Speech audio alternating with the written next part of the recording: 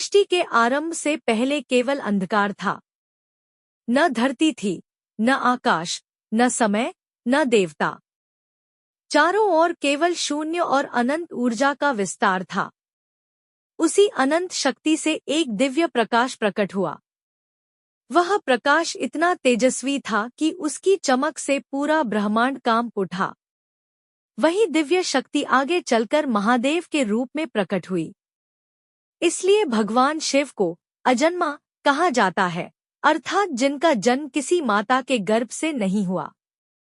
पुराणों के अनुसार जब कुछ भी अस्तित्व में नहीं था, तब केवल एक अनंत ज्योतिर्लिंग प्रकट हुआ।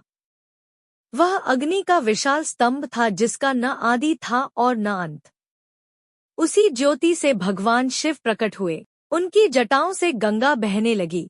उनके मस्तक पर चंद्रमा सुशोभित हुआ और उनके शरीर पर भस्म विराजमान थी। उनके प्रकट होते ही ब्रह्मांड में जीवन की शुरुआत हुई। एक बार भगवान विष्णु और ब्रह्मा के बीच विवाद हुआ कि उनमें सबसे बड़ा कौन है। तभी उनके सामने आकाश को चीरता हुआ एक विशाल अग्नि स्तंभ प्रकट हुआ। दोनों देवता उसके आदि और अंत को खोजने निकले। ब्रह्मा हंस का रूप लेकर ऊपर की ओर उड़ने लगे और विष्णु वराह का रूप लेकर नीचे की ओर गए। हजारों वर्षों तक खोजने के बाद भी उन्हें उस स्तंभ का अंत नहीं मिला। तभी उस अग्नि स्तंभ से महादेव प्रकट हुए और बोले, मैं ही इस सृष्टि का आदि और अंत हूँ। मेरे बिना कुछ भी संभव नहीं। भगवान शिव को सृष्टि का संहारक कहा जाता है, लेकिन वे केवल विनाश नहीं करते, बल्कि नए जीवन की शुरुआत भी करते हैं। उनका विनाश बुराई और अधर्म का अंत करने के लिए होता है। इसलिए उन्हें महाकाल भी कहा जाता है, जो समय से भी परे हैं। शिवजी का स्वरूप अत्यंत रहस्यमय है।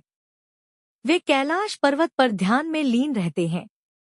उनके गले में सर्प लिपटा रहता है, जो भय पर विजय का प्रतीक है। उनके हाथ में त्रिशूल है, जो सृष्टि के 3 तत्वों सृजन, पालन और संहार को दर्शाता है।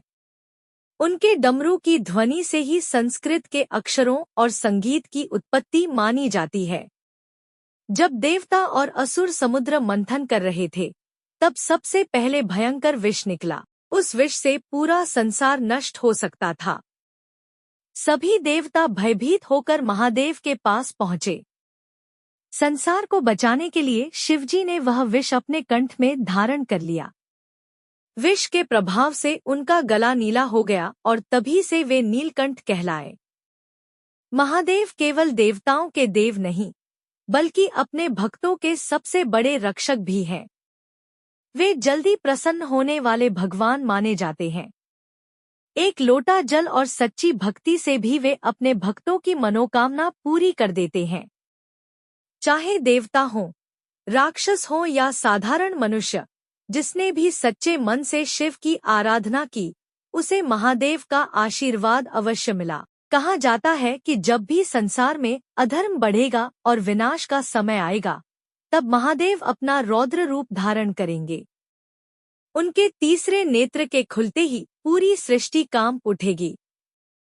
लेकिन उसी विनाश के बाद एक नई सृष्टि का जन्म भी होगा।